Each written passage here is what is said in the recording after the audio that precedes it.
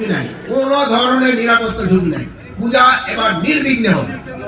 মাননীয় উপদেষ্টা আমার পার্শ্ববর্তী দেশের অনেক টেলিভিশন চ্যানেল স্পেসিফিক কিছু বিষয়ে তারা অভিযোগ করছে বা তারা তথ্য প্রকাশ করছে যে এখানে আপনারা অনেক সরকারের পক্ষ থেকে পূজা পালনে অনেক রেস্ট্রিকশন দিয়েছেন, অনেক জায়গা থেকে হুমকি আসছে।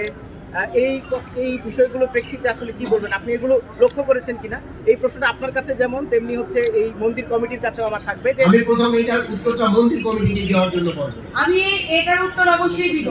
আমাদের পট পরিবর্তনের যে 5 তারিখে ঘটলো তার আগে আপনি দেখেছেন এদেশের প্রধানমন্ত্রী পালিয়ে গিয়েছে ভারতে, আর ভারত থেকে এই উস্কানিটা দিচ্ছে এই কারণে যে এরা মানুষের কাছে প্রকাশ করতে চায় যে সাম্প্রদায়িক দাঙ্গা। আসলে তারা কিছু লোককে পয়সা দিয়ে তারা পুতুল ভাবে সাজিয়ে, পুতুল যেভাবে সাজায় ডামি, সেই ডামি যারা তারা নির্বাচন করেছে, সেই ডামিদের দ্বারা আমাদের সব ক্রেতারা তো এই দেশ ছেড়ে পালাতে পারেনি, কিছু রয়ে গেছে। তারা শাহবাগে প্রতিদিনই কিছু না কিছু ছোটখাটো প্রোগ্রাম করছে। আপনাকে এই 15 বছর দেখেননি আমরা যে নিরাপত্তায় ছিলাম না, আমাদের পূজা যে ঠিক মতো করতে পারিনি, আর এই 2 মাসে এই অল্প দিনের মধ্যে আমরা সারা বাংলাদেশে প্রতিটি মণ্ডল, আপনারা জানেন যে কলাবাগান মাঠে যেখানে দুর্গা উৎসব হতো সেখানে তারা পূজা করতে দেয়নি বিগত দিনে যারা ছিলেন অবৈধ সরকার। এবার কিন্তু সেখানেও সাড়ম্বরে পূজা হচ্ছে। আপনারা দেখেছেন ওয়ারি পূজা মণ্ডপ ভেঙেছিল, সেই ওয়ারি পূজা মণ্ডপে এবার পূজা হচ্ছে।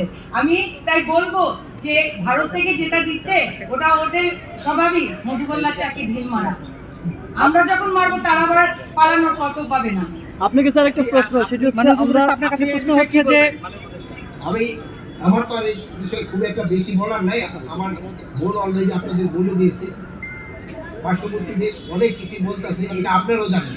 এই জন্য আমি আপনাদেরও অনুরোধ করবো, আপনারা সত্যি ঘটনাটা ঘুরে চলেন, আপনারা সত্যি ঘটনাটা সবাই জানেন। মাননীয় উপদেষ্টা আপনার কাছে প্রশ্ন হচ্ছে যে আমরা 15 বছরে, যেমন মন্দির কমিটির কিছুক্ষণ আগে অপর্ণা রায় অভিযোগ করেছেন যে 15 বছরে রামুর ঘটনা জানি, আমরা ব্রাহ্মণবাড়িয়ার নাসিরনগরের ঘটনা জানি, অনেক ঘটনা ঘটেছে, অনেক ঘটনার হয়তো চার্জশিট হয়েছে কিন্তু মানে ফাইনাল রিপোর্টও হয়েছে, কিন্তু আল্লাহর মুখ দেখেনি, বিচারের মুখ দেখেনি।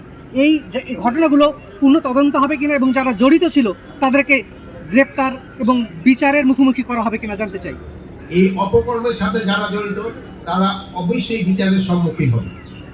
এনার সাথে যারাই জড়িত সবাই বিচারের সম্মুখীন হতে হবে। আমরা সবারই বিচারটা এনশিওর করার চেষ্টা করি। মাননীয় উপদেষ্টা অনেকদিন ধরেই বাংলাদেশের হিন্দুরা দাবি করছে সংখ্যালঘু বিষয়ে মন্ত্রণালয়